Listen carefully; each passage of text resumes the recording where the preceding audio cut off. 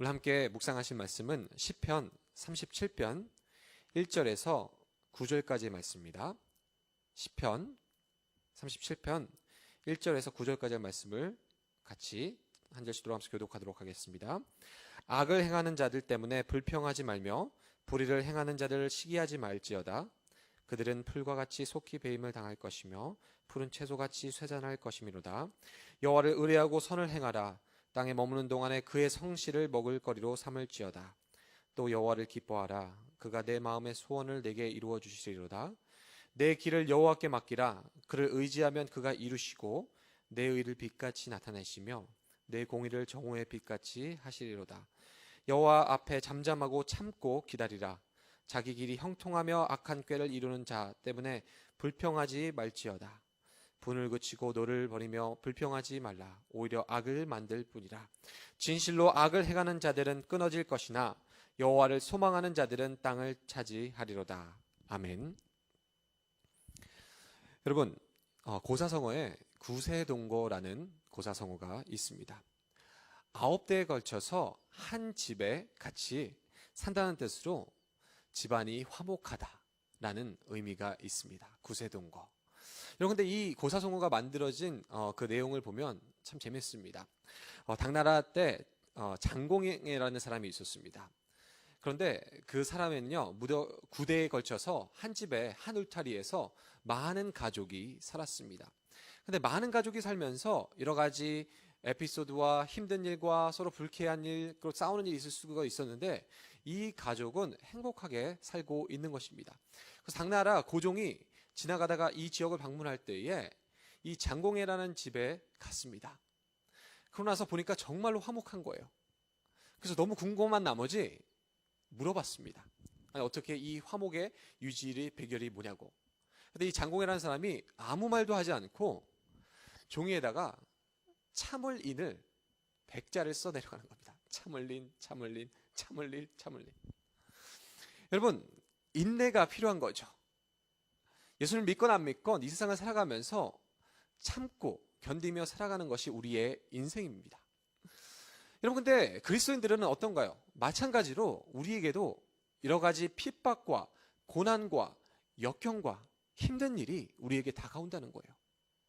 여러분, 그럴 때 우리는 어떻게 해야 되죠? 우리는 하나님을 신뢰하고 하나님을 붙잡고 인내하며 참고 견디며 주님을 의지하며 살아가는 것이 우리 신앙생활, 신앙인들의 모습인 것이죠. 오늘 본문에서도 다윗은 자신의 처한 상황, 정말로 많은 핍박과 고난과 환경, 그런 어려운 상황 가운데서도 어떻게 살아가야 될지 오늘 다윗이 오늘 시편 37편을 통해서 고백을 하고 있습니다. 특별히 행악자들, 악을 저지르고 또 점점 이 세상이 악해지는 상황 가운데 어떻게 신앙인으로서 살아가야 될지, 해야 될 일과 하지 말아야 될 일들을 오늘 본문에 기록을 하고 있습니다. 오늘 본문에서 악행이 일어나고 악이 판일치는 이 세상 가운데 성도로서 하지 말아야 될 것들, 그리고 하라야 될 것이 나오고 있습니다. 오늘 먼저 악이 판치는 이 세상 가운데 성도가 하지 말아야 될 것이 무엇이냐? 첫 번째로 1절과 7절에 이렇게 나와 있습니다. 악을 행하는 자들 때문에 불평하지 말며 불의를 행하는 자들을 시기하지 말지어다. 뭐라고 돼 있죠? 악을 행하는 자들에게 불평하지 말아라. 불만하지 말라. 그리고 그들을 질투하고 시기하지 말라. 여러분, 행악자를 인하여 우리는요, 불만을 가져서는 안 됩니다. 여러분, 왜 그렇죠? 사실 이 불평과 불만이 하나님께 하는 거기 때문에 그래요.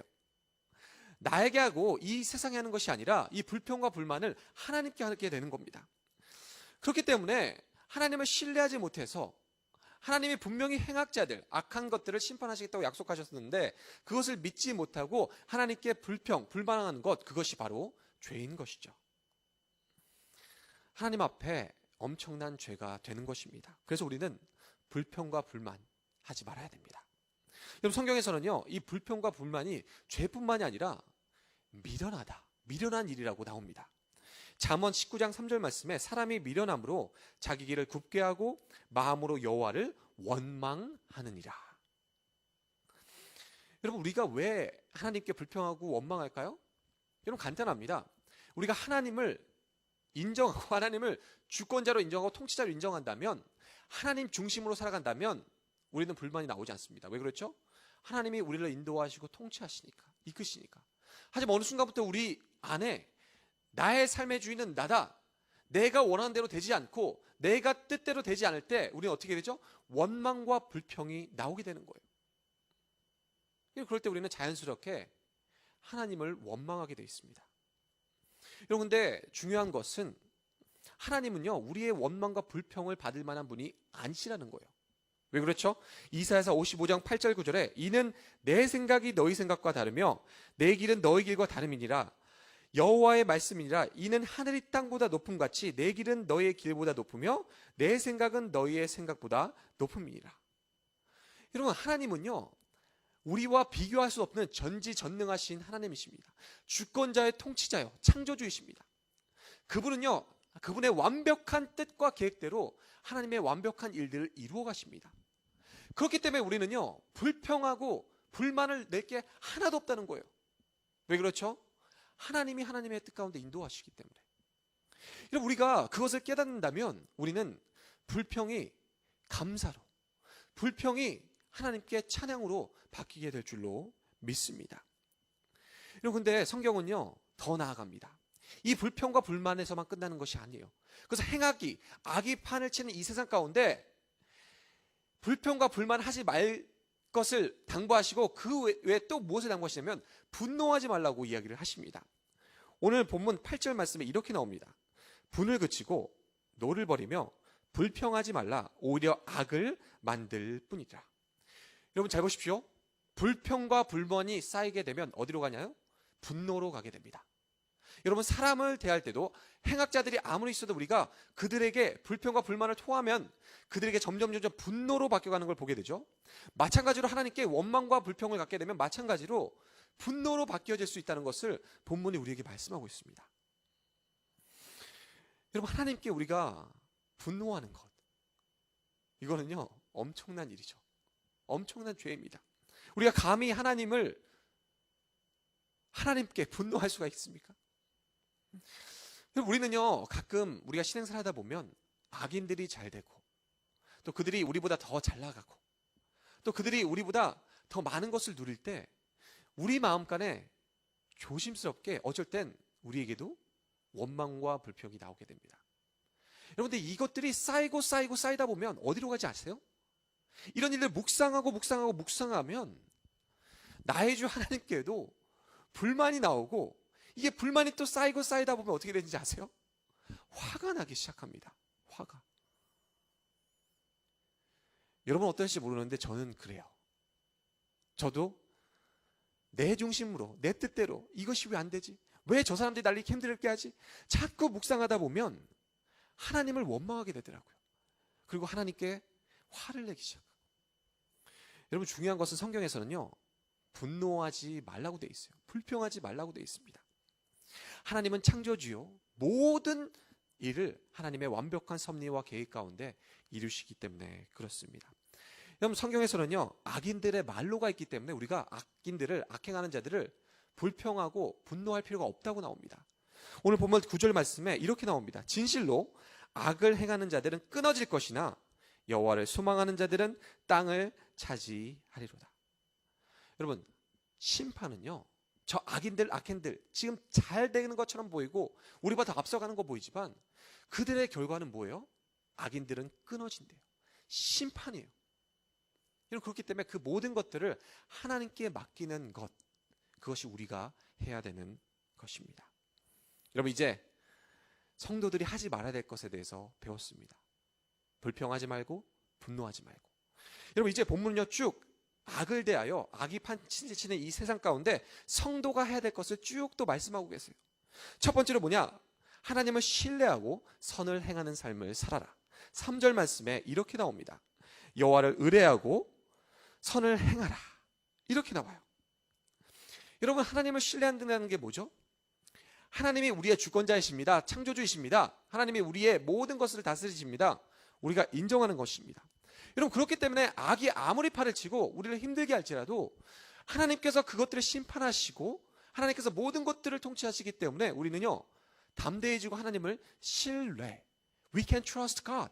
하나님을 신뢰할 수가 있다는 거예요. 여러분, 신뢰하면 우리가 어떻게 되죠? 우리의 삶에 변화가 일어나게 됩니다. 예수 그리스도를 나의 구주로 영접하는 순간 성령이 우리와 함께 계시기 때문에, 우리는 하나님의 자녀가 되었기 때문에 우리는요, 변화가 조금씩 일어나게 돼요.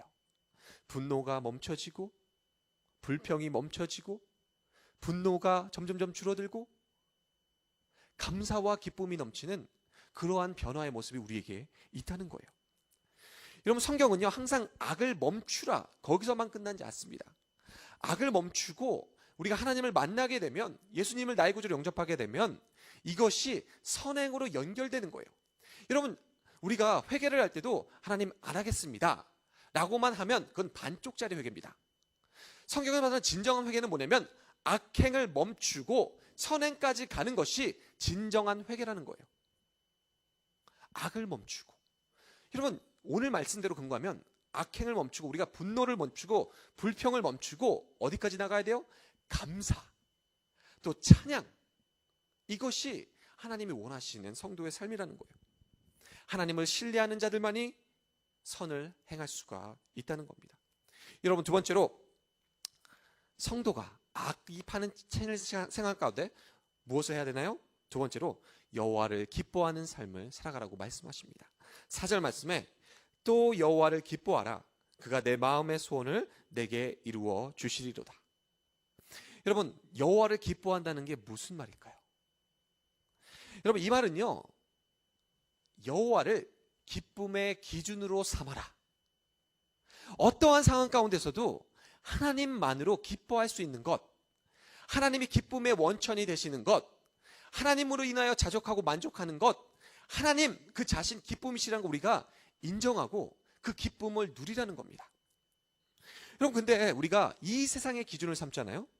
또 이 세상의 그런 행악자들, 잘 되고, 그리고 또 부자가 되고, 잘못된 것들로, 잘못된 일들로 부를 이루는 그 사람들 우리가 기준에 맞추고 그것을 부러워하고 따라가게 되면 우리는 자연스럽게 불평과 불만이 나오게 됩니다. 그리고 분노가 나오게 돼요.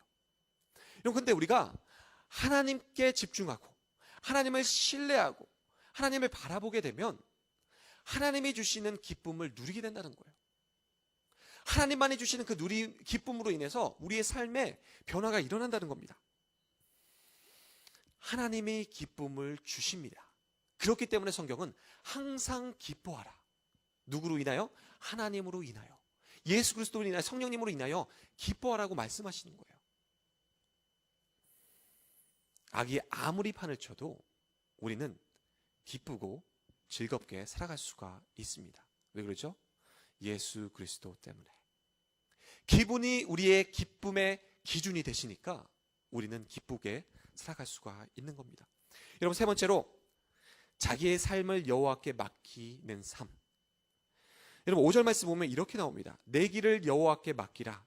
그를 의지하면 그가 이루시고. 여러분, 성도의 삶은요, 이 악이 판을 치는 세상 가운데서도 불평하지 않고 우리는 하나님께 의지하는 삶을 살 수가 있습니다. 여러분, 왜 그렇죠? 하나님이 이 모든 인생의 주인이 되시기 때문에 그래요. 여러분, 사업가들은요, 돈을 아무에게나 함부로 맡기지 않습니다. 여러분, 고대 임금님이나 왕들도요, 역시 자신의 도장, 인장을요, 아무에게나 맡기지 않습니다. 누구에게 맡겼겠죠? 신뢰할 수 있는 사람. 여러분, 근데 우리의 인생을 창조하시고 만드시고 또 이끄시고 운행하시는 절대주 하나님이 계십니다. 그는 알파와 오메가요, 처음과 끝 모든 것을 다 아시는 분이에요. 그렇다고 한다면 우리는 하나님을 전폭적으로 의지할 수밖에 없어요. 왜? 모든 것을 다 아시기 때문에. 그래서 우리의 삶을 주님께 맡기라. 이 악이 판을 치는 이 세상 가운데서도 하나님께 모든 것을 맡기라고 얘기하세요. 왜 그런가요? 우리의 삶을 책임지시기 때문에 그래요. 우리의 삶을. 여러분, 하나님은요, 성도의 삶을 책임지십니다. 그리고 우리의 삶을요, 이끌어 가세요. 때로는 힘들고 어려운 순간의 터널을 지나가게 하십니다. 왜 그렇죠?